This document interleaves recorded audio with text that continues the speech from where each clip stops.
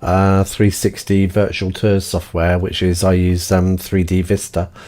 And it was quite interesting. I just was putting together an example to show a customer a couple of features that is possible to use, and so I'll just take you straight into this. I've opened up not so much a virtual tour as a single picture, and so that's in my panoramas. So I've just got the one picture in there, some biscuits. Open this one up, go into panoramas, and this is a picture of my living room. Now, there's a TV on the wall. There is some pots on the vases on the table over there. Nothing over there. But let's say that we were in an environment where we want to promote something or sell something. So if we wanted to present a video to somebody, for an example, and they might be looking around this room and it's a bit bland, and then they come up to that TV and they think, wow, that looks quite interesting. So let's just do a quick preview, and I'll show you first of all kind of what I'm talking about. And it will open up on my other screen, and I'll move that over. Here we go. Let's just get that up into a nice size. So this is what we're talking about. Okay, forget that text for the time being. But we're going to come up to my screen. Now, I've just found a bit of old footage, very old footage. It's cinefilm footage. And we've got a little thing down there that says movie. And I've just set the whole screen to be live, to play footage. And you'll understand how that works in a moment when I come back off this. I've got pause. Obviously, if I put one with sound on there, it will play the sound as well, as long as you've got speakers on your computer and so on. But that will run away, and that could be a promotional video for somebody. That could be a product video. It could be a call to action. Could be anything. Over here I've got the pots that were on that, the vases that were on that table. I've done two versions of this. This is the minor version. And pair of matching glasses by Pool Pottery, 1 9-inch, 1 15-inch, blah blah blah, price per pay. Now this could link through to a shopping cart module, and you could then buy those pots if they were for sale. And it could be anything. You could be in a shop. This living room could be a shop, and I could be putting hotspots on products as I go around looking at the shop, items laid out on a rack or whatever. You could be clicking on them and bringing them up. This will, and that's text, text to speech. So it works really well. And there are so many possibilities. And then when we come around over to this side, and we've got, I just written this in there, just a brief aside. So take the test. We've also got the possibilities to do e-learning, and you can do all sorts of things with this.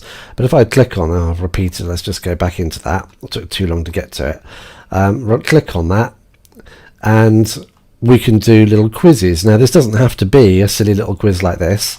That's a Ken Terrier. And then on to the next question. And what is the French city of Dijon famous for? It's famous for its mustard. And the last example image will be, is Gibraltar an island in the Mediterranean Sea, a peninsula? Yes, I believe it's that one. Yeah. And then it will pop up my score. Now, that's extremely simple, but it can be extremely technically done, and we can make that into a fully fledged staff question and answer, sort of a full-on questionnaire test exam when you're staff training. It can also be converted into a fun treasure hunt, or if you've got, let's say for example, a picture of a safety hazards on a building site, you could do like a treasure hunt type thing where you would click on what you would perceive to be a risk, like one of the workmen isn't wearing a hard hat, so you would click his head and it would say yep, correct, it would score you. So you can use it as an awareness test. All sorts of different things that you can do. And I'm going to just click off that and come back to this. And the way it's worked is so easy. It's just go into 3D-Vista hotspots and zoom in on here, and you'll see that what I did with that TV is I just basically made a hotspot over the TV. It was really as simple as that. Wherever I put this, and you'll see that these lines will either be straight or they'll actually follow the curve of what they perceive to be the right line of that television. And it's a really, really effective way of putting it on. I'm not going to bore you with how we do it. It's literally you just add an action and then add a movie. There are so many things that you can do. This is a completely separate module up there. This is a polygon that we're literally, let's just put another one in. There we go. That could be another product, or it could be something else, and then I can add an action for something to go in there. It could be a pop-up video, it could be another image, another video like I've done here. It could be a link to an external website. It could be a link to a printed brochure or catalogue of your products, or whatever it might be.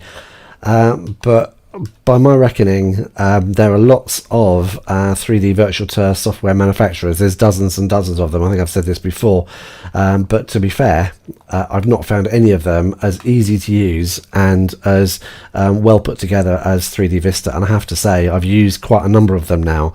And I made the step of buying the software, which you have to do with 3D-Vista. It's not a subscription thing. You buy it up front.